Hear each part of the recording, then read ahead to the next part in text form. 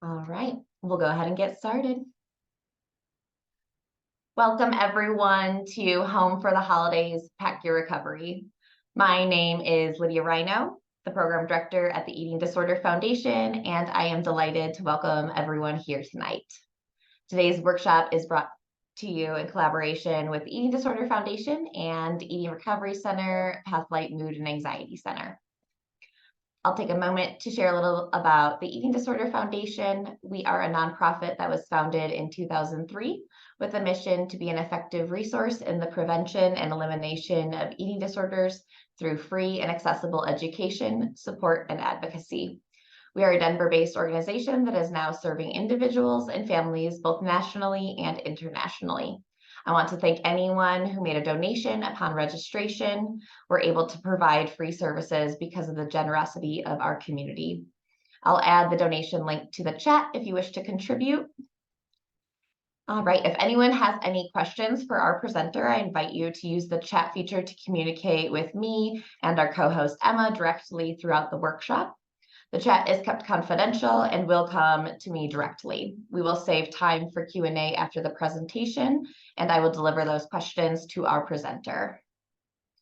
We'll not be sharing the PowerPoint. However, we are recording tonight and we'll send the recording as soon as possible. Again, that's usually done within 48 hours of the session this evening.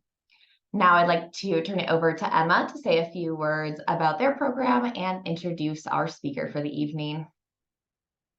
Hi, everyone. My name is Emma Boyata. My pronouns are she, her, and I'm one of the community outreach liaisons at Eating Recovery Center and Pathlight Mood and Anxiety Center.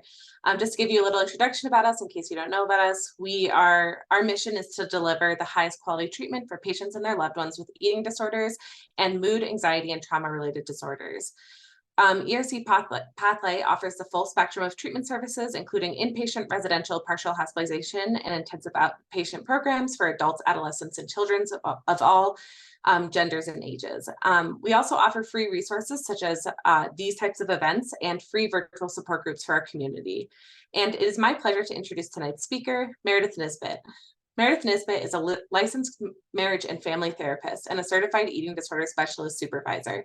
She currently serves as the National Clinical Response Manager of the Clinical Response Team at ERC Pathlight, where she engages with patients, families, and providers seeking admissions nationwide. In addition to her work with ERC Pathlight and at her private practice with Three Birds Counseling, Meredith provides education and training on weight stigma and weight-inclusive care around the country. Meredith earned her bachelor's degree from the University of North Carolina at Chapel Hill and her master's degree from the East Carolina University. Meredith resides in Raleigh, North Carolina, where she spends her free time listening to true crime podcasts, doing recipe experiments with her fiance, and snuggling with her dog, Mac. Meredith, thank you so much for presenting tonight, and I'll hand it over to you. Thanks, Emma, and thanks, Lydia and EDF, for having me tonight.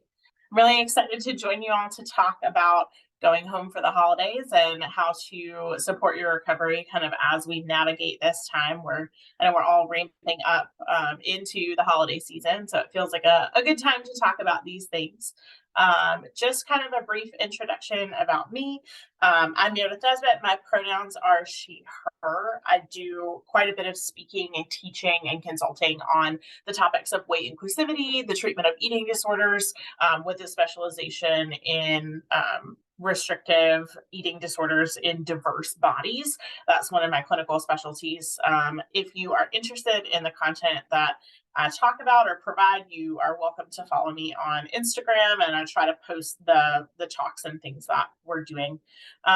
I do always also want to acknowledge the identities that I hold and what I bring to the table when I'm meeting with a group of people. I am a white cisgender female. I'm also disabled. I have hearing loss, and I live in a larger body. So kind of an intersection of privileges and marginalizations that are unique to me, and my experience, may be different from yours. My hope is that, we all commit to continuing to learn ongoing from our own unique intersectional positions in the world. So I'm never going to be perfect. I'm always going to continue learning, and I encourage you to learn with me along the way, to challenge me. We'll challenge each other, and feel free to drop any questions or thoughts that you have in the chat so that we can talk about them at the end of this presentation.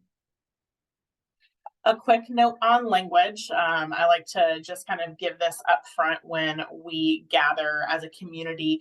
I will be using the word fat as a neutral descriptor in this talk and in my conversation throughout this evening. I know that for some people that word is loaded with negative experiences and has been weaponized against them. And just want to acknowledge that it may not feel good for you personally to reclaim that word, and that is okay. Just know that I am using it neutrally and not in a derogatory way. I'll also interchange that with the phrases person of size, person in a larger body, just to give some variety. Things that you will not hear me say, the word fat as a derogatory, and then using the words obese or obesity. These are rooted in the medicalization and pathologization of bodies and can be really triggering for those of us in larger bodies. So I will stay away from those tonight. I want to get started by kind of opening the conversation about what is weight inclusive care. What is this lens that we're viewing the idea of recovery and navigating family dynamics from? Weight inclusive care is really a framework for understanding the role that dieting and weight stigma play in the development of medical problems, including eating disorders, and how we can support our physical and mental health from a recovery-minded perspective. So there's lots of different things that go into weight inclusive care, but the ones you see on the screen in front of you are kind of the main things that come to mind for me when I'm trying to explain what it is exactly that we're talking about. So weight inclusive care has a health-centered focus, and that's going to shift the emphasis from weight or body size to overall health and well-being. And it also recognizes that health is a complex interplay of physical, mental, social factors, as well as environmental factors. So it's really just looking at whole person health.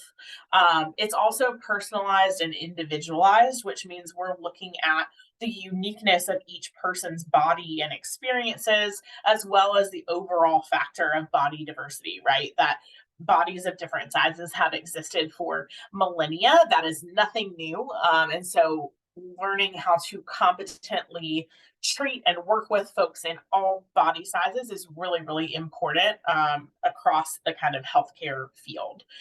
This also is a main tenet of weight inclusive care because we want to tailor people's treatment plans to address their individual needs and recognize that there is no golden rule or no one size fits all approach for everyone. And we need to really look at people's individual state of being, of living, of experiencing in order to help them in the best way.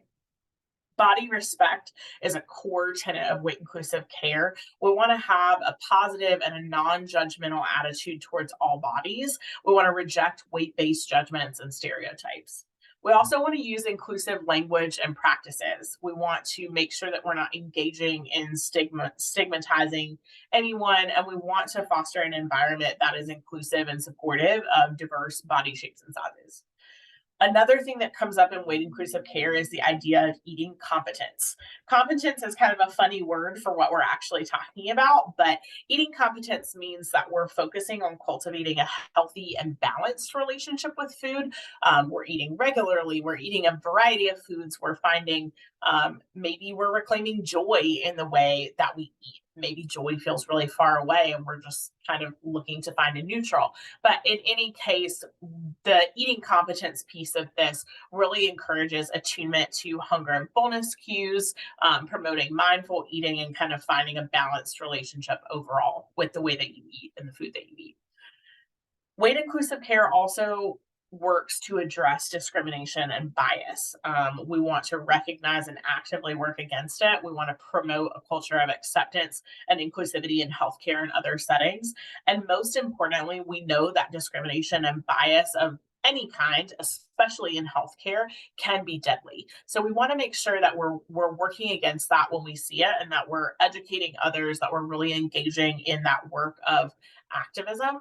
That's really an important part of weight inclusive care. As we move forward, looking at cultivating neutral to positive body image, again, kind of a funny phrase, but I wanted to really encapsulate the idea that one size does not fit all, that everyone's experience is different. And so when we talk about how we want to positively change body image, it doesn't mean body positivity for everyone. It doesn't mean that everyone is going to feel great about their body all the time. Sometimes that means just moving the needle from feeling really unhappy with yourself or your body image to feeling neutral, to body neutrality, to body acceptance. And then some people also will move the needle onto body positivity, but just acknowledging that there's a spectrum there, and that we want to support people in developing a healthy and accepting relationship with their bodies, whatever that looks like for them, whatever moving that needle looks like for them. We also want to reject kind of the placing on a pedestal of any particular type of body as better than other types of bodies. And again, acknowledging body neutrality, body acceptance, and body positivity. When we talk about holistic well-being, we are acknowledging that health is not solely determined by body weight, and that body weight is not even close to the best predictor of health. We also want to think about the idea that health is, like I mentioned earlier, a complex interplay of lots of different factors. And so it's actually really hard to say that any one of us is healthy or unhealthy, because we all have different markers of health, different meanings of what health means to us, and we all have different things we excel at and things that we're not so good at. So, someone might be really great at eating regularly and eating a variety of foods and like that piece of health, right? The eating competence piece. And they might really struggle in their social relationships. They might not have social support.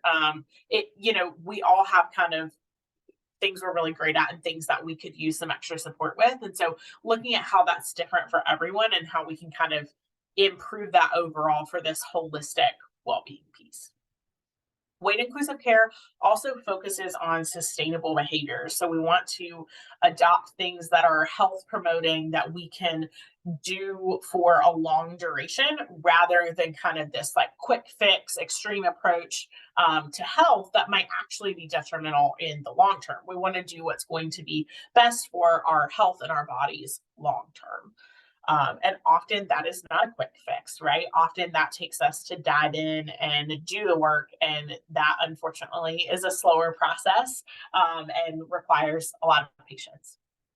Finally, respect for body autonomy, to me, is one of the most important parts of weight inclusive care. It's really, really important that we recognize and respect people's autonomy in making choices about their own bodies and their health. Health is not a moral obligation. And again, health looks different for everyone. Everyone's journey to health, whatever health means for them, looks different across the board.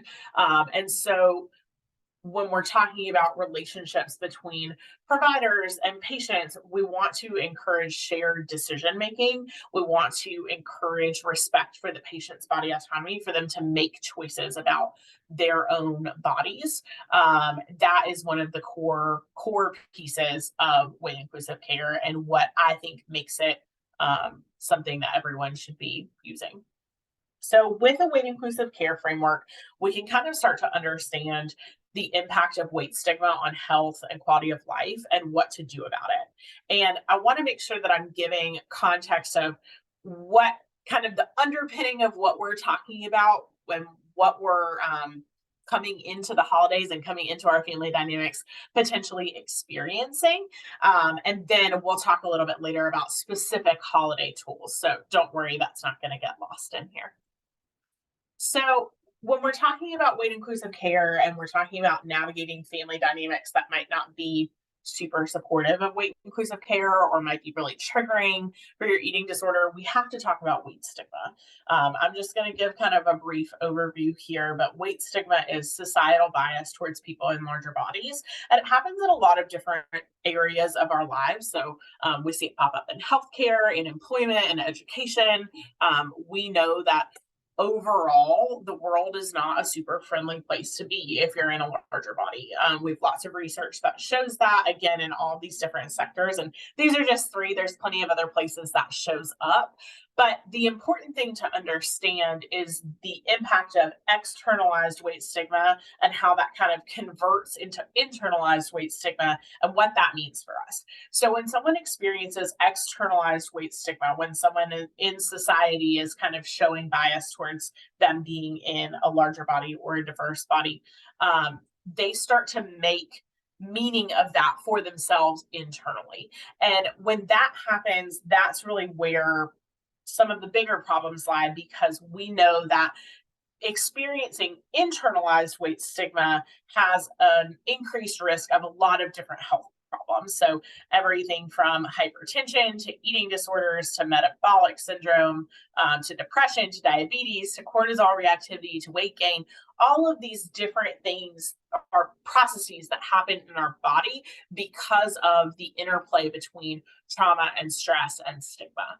So that's why we're talking about this and why it's impactful. Weight stigma is a form of complex trauma. That's something that I think I probably can't say enough in my career, is that, having stigmatizing experiences is really a pervasive re-traumatization for people of size. They are experiencing it in multiple settings. It occurs repeatedly over time, and it really increases that internalized weight stigma, this message that contributes to people's negative self-talk and self-image. And over time, this causes people to feel unsafe in their bodies, unsafe in public spaces, unsafe interacting with other people, because they're scared of rejection or shame or judgment. And so this then leads to this trauma response, which is, I need to change or hide my body.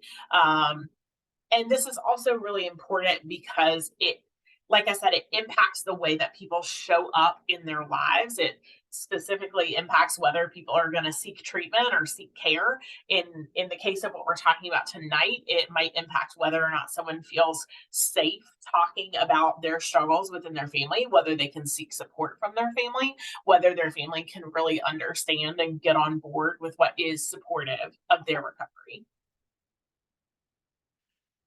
As a family therapist, I work a lot within family systems, especially around weight and health, especially around eating disorder recovery. And one of the most common positions that family members take is to present concern for our health, right? So this can be legitimate concern or care. And often when it's coming from a family member, it is well intentioned. It often is not well executed. It often has a very negative impact. So as much as someone wants to say that they care about us and they care about our health, right? They truly feel that. But the impact of presenting it as a form of stigma really can't be ignored. We have to talk about the difference between body size and weight, that these two things, body size and health, that body size or weight does not predict health. It's not an accurate predictor. It's not the best predictor, all of those things. And that health and body size are not the same. They're really conflated.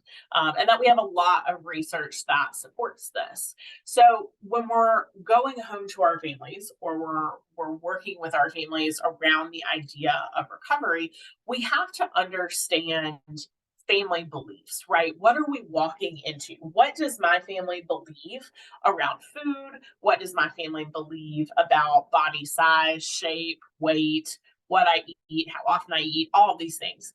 And we have to explore this pretty deeply, honestly. Like as we're going home, we have to really understand these family beliefs. And the reason for that is because family beliefs and the impact they have on family dynamics is incredible. Family beliefs are so impactful because of the concept of attachment. So for folks who aren't familiar with attachment, essentially we all have an attachment style that we develop as children in our families with our primary caregivers. And that attachment style combined with temperament factors is really what leads us to the way that we interact with people as we move throughout our lives. So as young children, we learn the rules, the messages, the beliefs, the objectives of our family system. We take these on and we kind of start to play our own role in the system, and we interact with other people in the family system to reinforce both problematic and non-problematic behaviors. So every family system has a pattern, every single one, and every member of that family system has a role in that pattern. And it's often a very predictable role. Like, think about your own family. If you think about, think about your mom or your dad, your sister or your brother, someone close to you in your family. And I want you to think about the last time that you were able to predict their reaction or their response to something, and you were right. I'm pretty sure we all have an instance in our mind of, I knew they were going to do that. I knew they were going to respond that way. I knew they were going to say that. I knew they were going to do that. And that's because we know each other's roles in our families. And we are very good at unconsciously reinforcing each other's roles in the family and kind of keeping people in line, so to speak, within our family. So as we get older, we internalize these messages and beliefs, and they become the core of our identity, good or bad. And this begins to impact our relationships with others, how we see the world, how we view other people. I remember being in graduate school and learning about a specific type of therapy theory, and our professor broke it down and he said, I'm going to ask you one question. Do you think people are generally good or generally bad? And we all went around and answered the question and talked about it. And he said, that one answer, that one core belief, do you believe people are generally good or generally bad? That belief determines how you view problems. It determines how you view solutions, relationships, and people. And that's what it means to have a core identity based on family messages and rules and beliefs. And internalization of these messages is really significant because our emotional framework is built around them. So as young children, the family beliefs keep us safe or give us guidance on how to stay in the family, stay in good graces, stay safe. Our frontal lobe at that time is not fully developed. And so we need that guidance and support with decision making. And we use kind of a good, bad dichotomy to do that, right? So family beliefs, family structure, good for most people. Anything that conflicts with those, bad, right? We don't have the gray yet as much as we should because our brain's not fully developed. So ultimately what we learn as children is that a threat to our belief system or to the family system is bad. And that can send us into nervous system fight, flight, or freeze. So this is really important as you think about going home to your family, as you think about how do I support my recovery? How do I maintain my recovery in that kind of context?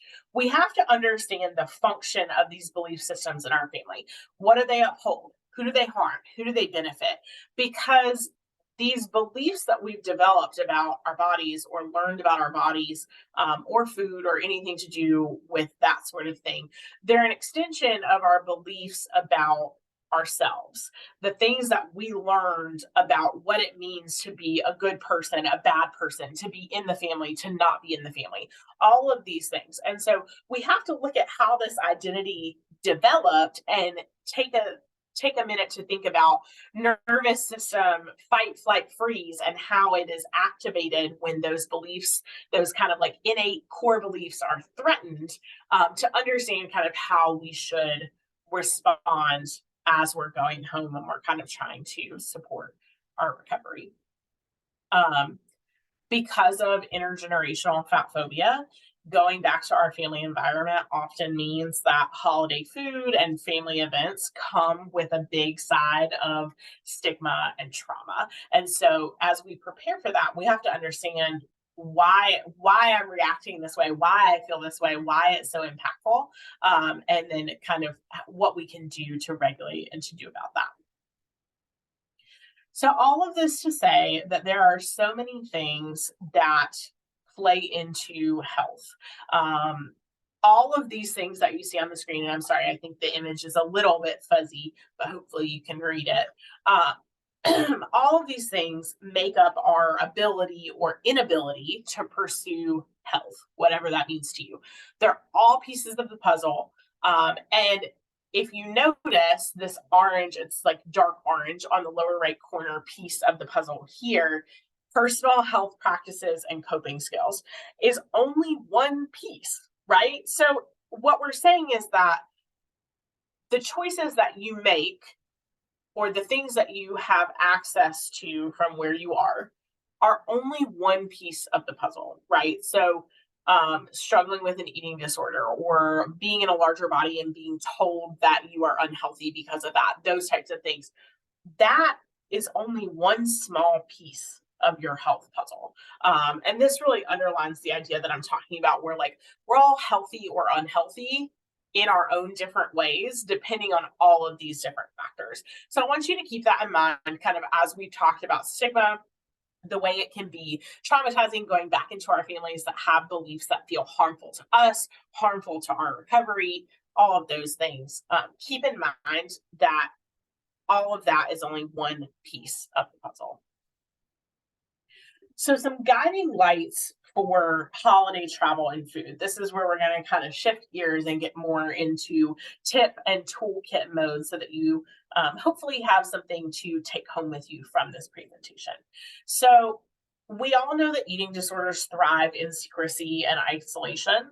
And so for a lot of people, recovery means becoming radically open with the people that you trust so that you can access support when you need it the most. That is a very difficult task, to become radically open with people, and especially to know that it's safe to do so, like we just talked about. And so it's really important that you welcome in your support system instead of pushing them away. It can feel really tempting to isolate, to handle it by yourself, to not burden anyone else with your problems. And we know that the more community you have, the more support that you seek, likely the better off you're going to be. It's really important that we push ourselves to be radically open with people we trust and to move into welcoming that support system. It's also important to prioritize yourself and your recovery. We want to have a good idea of what our values are and to understand how they impact the choices that we make and how we might be able to kind of stand strong against the urges that we have to engage in our eating disorder. It also means that we have to put aside the value that we have on other people's choices. So thinking about things like if I'm traveling with someone and they're not hungry when I'm hungry, or like they're full when I'm not full, like I have to prioritize myself and my own journey and not rely on someone else's cues or experiences to tell me what to do or how to feel. These external factors, things like, if you go to the airport and you know that you're going to need to eat a meal or a snack at the airport, you walk up to order and there is a menu with calorie counts, and that's really triggering. Not allowing that to make a choice for you, right? And saying, I'm going to prioritize myself and my recovery in this moment. All of these kind of external factors have to take a backseat to your need at that time. We also want to acknowledge the significance of holidays and holiday food and focus on self-compassion. We want to think about the traditions that we have and that holidays and holiday food, hopefully for people are, sometimes are not so great, but hopefully for more folks are a time of joy and a time to connect with family, whether that's biological or chosen, whoever you're spending your time with, that's meant to be a time of community, and it's meant to be a time of joyful celebration, and that includes food, right? Food is often a huge part of celebration, and I think one of the gifts that recovery gives us is we're able to really tap back into that joy and remember, having that shared time with people and sitting down around the table and having that experience with them. I also encourage you to focus on compassion. Our eating experience on a holiday might not be what we want it to be, right? Like we might really struggle with eating disorder urges. We might really struggle with the food that's on the table. We might really struggle with, staying aligned with our values there. And that is okay. And it's normal to struggle in an environment like that. And so I want you to focus on self-compassion, and see if you can kind of challenge yourself and test your psychological flexibility. Can you allow yourself to eat freely and without judgment? That's really, really important. I want you to consider how you can be more compassionate towards yourself as you participate in whatever your traditions are. If your tradition is that you go and take out Chinese food on Thanksgiving, whatever your tradition may be, whoever you're spending that time with, can you consider being more compassionate to yourself during that time. The other thing that's really helpful is thinking about creating your toolkit ahead of time. So what am I going to do if I feel triggered? It's really helpful to have a preemptive conversation with someone you trust. Maybe it's a family member, maybe it's your partner, maybe it's a friend, about maybe like plating food for you or supporting you in plating your own food, whatever kind of other accommodations that you need to help structure the meal in a helpful way. Pick, a few meditations or a good book or a movie or a podcast, some other sort of self-care or distraction activity to have at the ready. And I often encourage people, if going home to your family is something that you're really not looking forward to, but you are doing this year, I would encourage you to identify who your support is going to be outside of home. If that's not always a pleasant experience, you don't always have the support that you need where you are, think about having a friend, a partner, another distant family member kind of on call, like available via phone or text if you need to step away and take a break, and have kind of a moment to yourself. Having that plan ahead of time and going into the holiday event knowing that you have support if you need it is something that can allow you to challenge your eating disorder a little bit more in those situations, because there is some sort of safety net there. Your nervous system knows that it has a soft place to land. Some common holiday triggers that I want us to think about and kind of be aware of as you plan your holidays. Holiday eating patterns are really hard for a lot of people. The idea of not eating, much or anything throughout the day in preparation for this big holiday meal that's like very glorified, can be really challenging. The fear of overeating, at the holiday meal, because this is really demonized, right? People always talk about overeating around the holidays and the ways that their body might change or the things that they should or shouldn't eat because of the impact on their body. That is just constantly talked about, and so that can be really triggering. Buffet style meals can also be really triggering, or really, in my experience with clients, like more overwhelming as you portion your food, like having to portion your own food from a buffet with other people ahead of you and behind you. That's a lot of kind of social pressure. So that can be really triggering as well. Food and body talk, of course, are a really big one, right? Folks in your family are at your table having conversation about other people's bodies, or who brought what food or how the food was made, or saying things like, I'm so bad for eating this, or I'm going to have to, work out extra to make up for eating this, or those kinds of conversations are obviously very, very triggering. And sensory or emotional overwhelm is another big one. So holidays come with lots of noise, lots of people, lots of smells for a lot of people. And sometimes we don't have much privacy, or maybe you're not in your usual space. Maybe you're at somebody else's house and not your own. We might not have, like, we might be in a physical space that holds painful or unpleasant memories. There's a lot of things that are happening for us in our senses that can be really triggering and kind of lead to that nervous system dysregulation. Another thing that is really important to note about holiday triggers is that family dynamics are a huge one.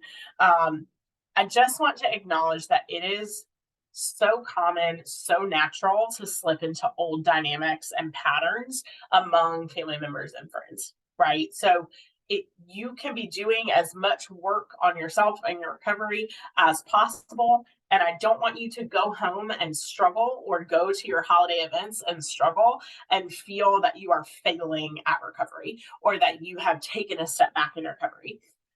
Those dynamics, like we talked about a few minutes ago, with the idea of family beliefs being really like encoded into our nervous systems as a sense of safety, those patterns are deep seated. They are truly like stuck in our brains, and it takes so much work sometimes to rewire those pathways and to act in a different way. So if you are the only portion of your family system that has experienced significant change, if you're the only person that's done significant, deep emotional, difficult work on yourself, the system might still draw you back in. And that's not a failure. That is the structure and the intention of a system. So systems, and when I say systems, I'm talking about families.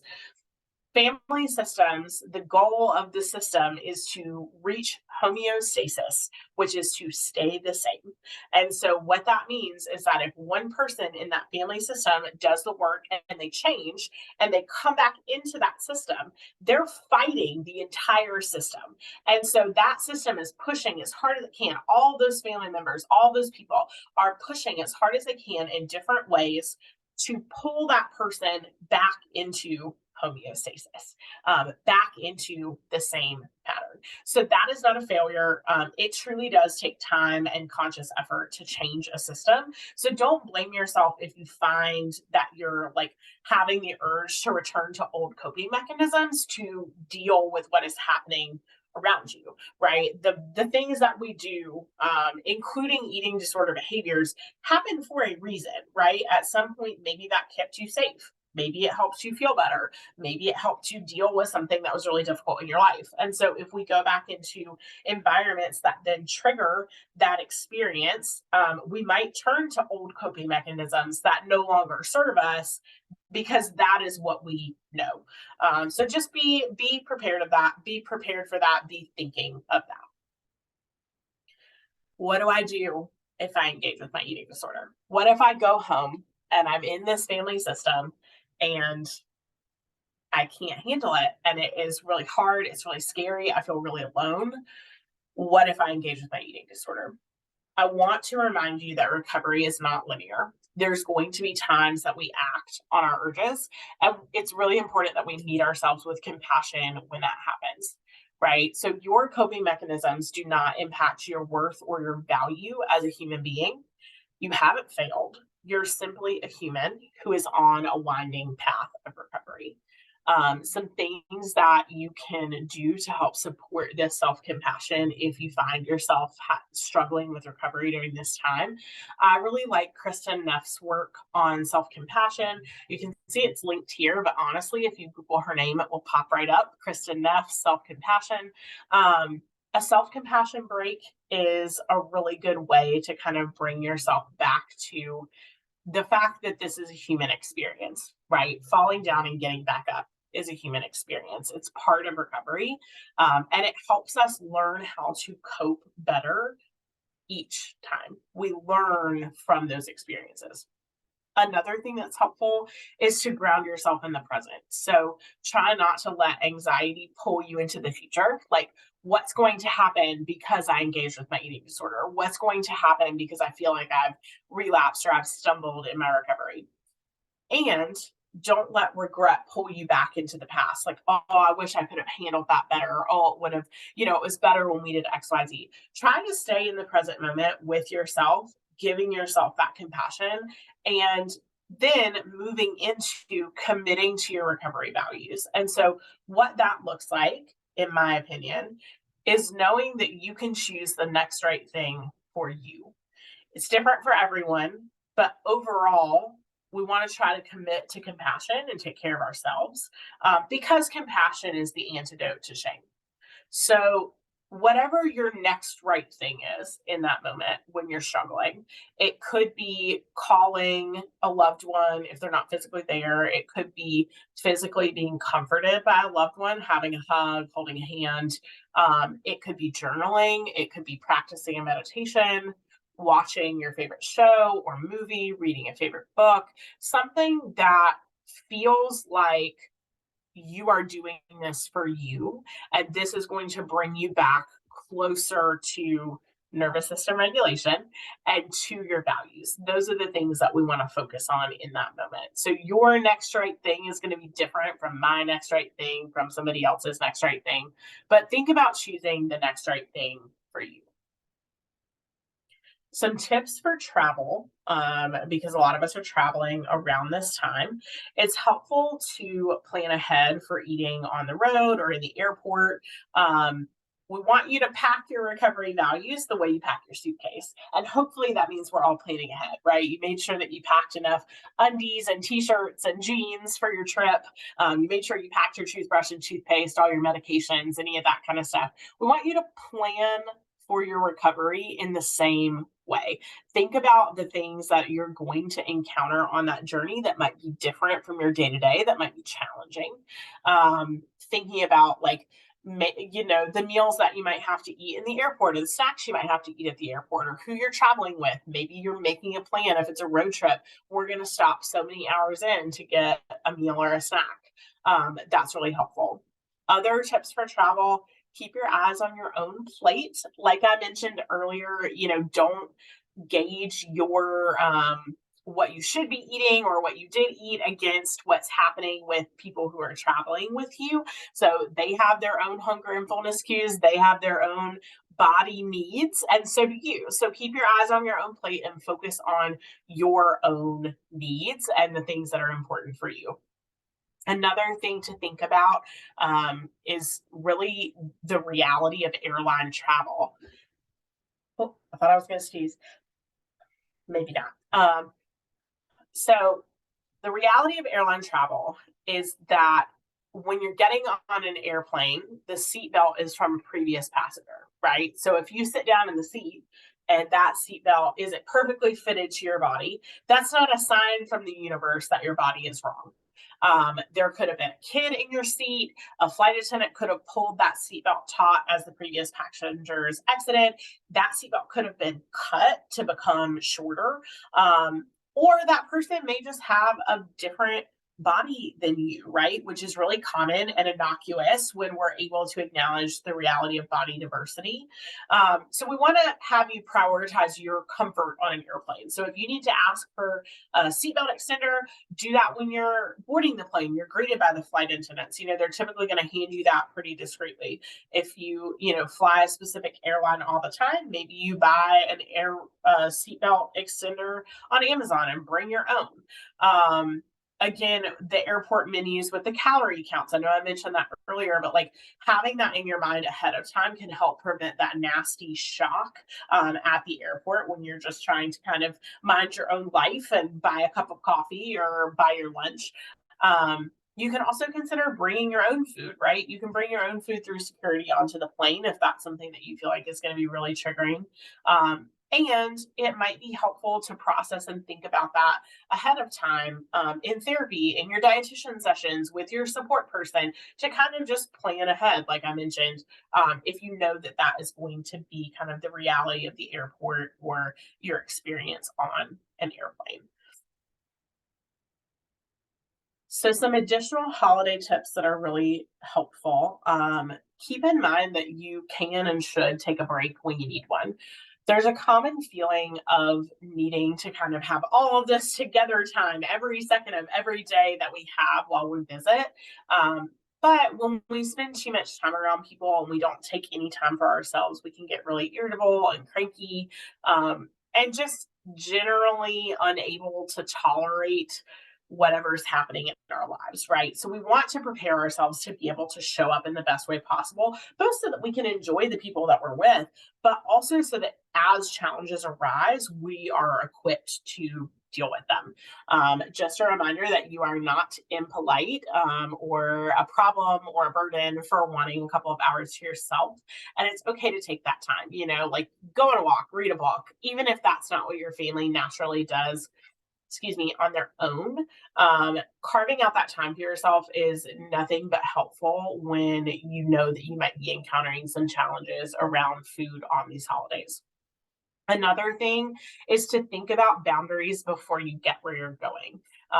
It can be really overwhelming and really hard to set a boundary in the moment if you didn't think about it until exactly that moment. You have no idea how you're going to set the boundary and you haven't given any thought to it. So think ahead about, like, okay, if you have an uncle who always makes unwelcome comments about whatever, think about how you might respond to that. Are you going to leave the room? Are you going to change the conversation? Are you going to, be assertive and say something? What are you going to do? So I want you to think about, how will I know it's time to set a boundary? How is that going to feel mentally and physically for me? Are there, is my face going to get red because I'm flushed and I'm stressed? Am I going to feel a weight on my chest because I'm feeling panicky? Like, is that going to start triggering eating disorder thoughts in my brain? Like, how do I know when I need to set a boundary? Are there keywords or phrases or specific people that I know are triggering for me? Thinking about that ahead of time helps you consider in the moment, how much energy do I have right now? Kind of pre coming up with these options. So if I have lots of energy, I might, tell my uncle that I don't want to talk about that. And that was a really strange thing to say out loud to someone. I might be assertive. If I don't have a lot of energy, if I'm really struggling, I might just excuse myself to the restroom. I might go outside and make a phone call.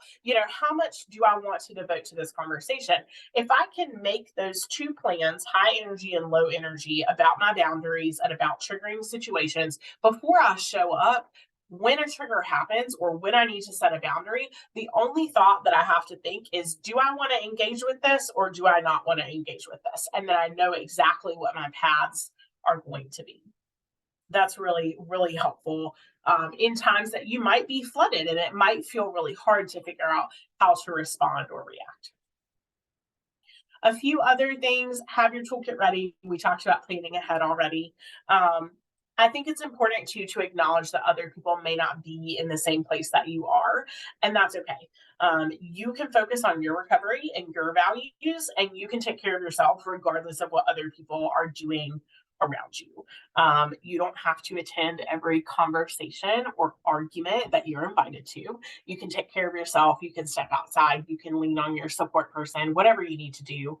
And again, I harped on this a little bit already, but don't feel bad if you lean into old rules or habits. So we all have this family cycle, every single one of us, and we all have a role that we play in that cycle. And so even with huge amounts of insight and knowledge and doing the work and all of that, it's really easy to get pulled into our old roles or our old habits. And if it does happen, just take the time to acknowledge what's happening, right? Take the time to acknowledge the pull of the system, right? That, like, my family wants to pull me back to my typical role or my typical behavior or our typical beliefs. And I see that that's happening. And I also know that, maybe it's really hard for me to resist that right now. And I can give myself some grace for that. Here are some resources that might be helpful to you kind of as you're learning about weight inclusive care, as you're thinking about how to support your recovery. I think these are really helpful. There are some podcasts and books on the right, and then some Instagram accounts on the left that we really enjoy. And that is all I have for you tonight. I will keep this up on the screen while we answer questions in case anybody wants to write things down or take a screenshot. Thank you so much, Meredith. This was such a validating conversation because I feel like so often I hear people telling me, that like, I feel so bad that this eating disorder thought came back up when I was around these people, but when you were sharing that, like, it's pulling you back, like it's the system pulling you back to the place that it thinks you should belong, that just feels so healing to think about, that it's not like a fault or like a choice that someone made. So thank you for that. And overall, and I love having this as the last slide because there's always people that want to write stuff down. So thank you. I did get a couple questions in the chat. So we'll start with the first one. How can we welcome in a support system who is also triggering? Yes, I feel like that is the ultimate question of all time, right? Like as a family therapist, I feel like I have this conversation with my fellow family therapists all the time of like, it is so frustrating and kind of like the eternal conundrum that these people that we are biologically hardwired to love and want their approval, like regardless of what your relationships are like with them, regardless of how triggering they are, like that is the eternal conundrum. Like, how do we balance these things of like, I am biologically hardwired to want to, be loved by you, to love you in return. And also maybe like you say some really rude stuff sometimes. And like, you really don't always have my best interest at heart, or what I have determined for myself is my best interest at heart. I know that this is a big therapist cliche, but I always go back to the idea of boundaries and relationships on your own terms. I know that boundaries is like such an overblown therapist response, but truly, like, the way that we best engage in relationship is authentically. And so being able to show up and say, like, excuse me, I really love you, and I really want to spend time with you, and I really want to be in relationship with you. And also, when you say things like that, that's really harmful for me, right? Like, I'm really struggling. And you don't even have to give details. You don't have to say, I'm struggling with XYZ, I'm struggling with an eating disorder. You can just say, I'm really struggling. Excuse me. And that is not a conversation that is helpful to me. That's not a comment that is helpful to me. And being able to, hopefully, if you have a positive relationship with this person or these people, you can be a little bit more vulnerable and say, I need your support with this specific thing, and I want to be in a relationship with you, and I need it to be safe to be in a relationship with you. I need you to honor my needs and what's harmful to me, and understand that saying something that's harmful to me doesn't make you a bad person, right? Like, this is not like a black and white, like, you said this thing, you are an absolutely horrible person.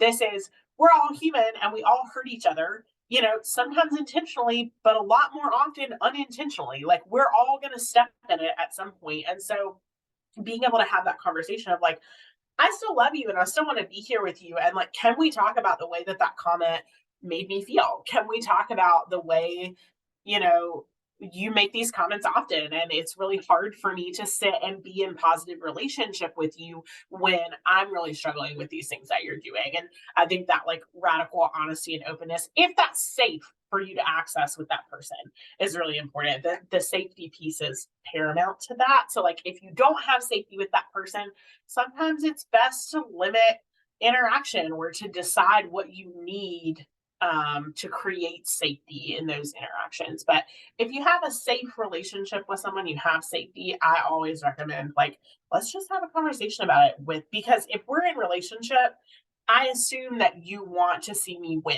You want to see me do well. You love me and like, you don't want to hurt me. So I'm going to tell you how to not hurt me, right? Like, we're going to come into that together. Beautiful. Very well said. Our next one, what are some quick go-to tools you can use when at the table to distract yourself from anxiety around all the food? Things easy to do that don't involve having anything with like you having to talk or necessarily do anything around that. Oh, that's a really good idea. Let me ponder on that for a second. So just to make sure I understand. So we're thinking about things that like I can do while I'm sitting at the table struggling kind of internally, that don't involve having a conversation with someone. Like, it's just something that I'm doing for myself. Yes. Probably the most helpful thing and here I go with some more therapist cliches. Grounding activities are really helpful. So like even doing the like 5, 4, 3, 2, 1, like 5 things you can see, 4 things you can smell, 3 things that you can taste, like going through that activity, you can do that with your eyes closed or with your eyes open and without anyone knowing you're doing it. You can also do breathing exercises without anyone knowing that you're doing them. So thinking about like box breathing or 4-7-8 breathing, like things that you can do to regulate your nervous system, because truly regulating your physiological nervous system is going to be a big part in regulating your brain, right? So if our brain is just like on a runaway train of anxiety about sitting down at this meal, we might not be able to stop those thoughts. We might not be able to help calm that anxiety, but we can help calm our physiological nervous system, and that can help bring a stop to that. So like breathing is really great for that. If you have access to like, if your beverage glass is like cold or has ice in it, temperature on your wrist, like cold temperature on your wrist, that might be a little more noticeable. But like if I'm, if we pretend that this cup is on the table and I'm just kind of like wrapping my wrist around it, you might not notice that very much. I had another one.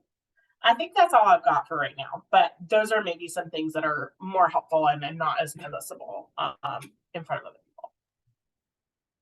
Super helpful to talk about, and just be reminded that there are things that we can do that don't involve, like if we don't feel comfortable having that conversation or if that's not safe, that we can still protect ourselves. That sounds like some good like subtle self boundaries for taking care of us. All right, we got one last one, Meredith. What if you aren't good at setting boundaries? I'm autistic and borderline, and my parents try to food police as well as put me in the scapegoat role. That is so hard. And I think being in the situation that you described is really challenging, because it's often when people are like, I really struggle with setting boundaries, the reminder that I give them is like, boundaries are for you, not for other people. The purpose of boundaries is not to dictate what other people do or don't do. The purpose and role of boundaries is for you to know what you're willing to tolerate, and like when to step away from the conversation, when to take care of yourself, like those sorts of things. And also, I recognize and acknowledge that when you are in a situation such as the one that you described, it's not always as simple as like, set a boundary for yourself, do it for yourself, right? Like, you also have to consider the reality of the situation that you're in. And oftentimes, I feel like setting those quiet, low energy boundaries are the best things that you could do. So, like, the thing like, I'm going to excuse myself to the bathroom, I'm going to remove myself from this conversation, I'm going to step outside and text or call someone who is supportive and does get it and will be with me during that moment. Or like Lydia, you gave beautiful like verbiage to what we just talked about, self boundaries, right? So like, I don't have to try and enact a boundary on another person if I know that they're not going to be receptive to it or adhere to it. I can do a self boundary, which would be like a nervous system regulation or a showing up for myself. Like sometimes I even, let me tilt my camera, sometimes I even will like place my hands on my chest and just say like, I am here for me. Like, I've got my back. I can regulate myself. I can be in community with myself. And like, that is a helpful thing to bring you back and to ground you in that. It's so like reassuring to know that like we won't be able to control other people's reactions around us or the way that they might handle a boundary, but we can be on our own team and supporting our own boundaries by doing those things and like accessing our toolkits in that moment and practicing that as a boundary. Oh, this was so wonderful. Thank you to everyone who put their questions in, and thank you, Meredith and Emma, for supporting this evening and for supporting our community and giving all this great information. We will have this workshop up within 48 hours. And for those of you that signed up, you'll be getting the notification of when that is available on our YouTube page. And I believe, Meredith, your email address was on the screen as well, or at least a contact point. So if anyone has questions for Meredith directly, feel free to reach out. If anyone has questions about Emma or for Emma or myself, feel free to also reach out to us as well. Thank you everyone for joining. And again, thank you so much to Meredith and Emma for tonight. Thanks for having me. Everyone take care. Bye everyone.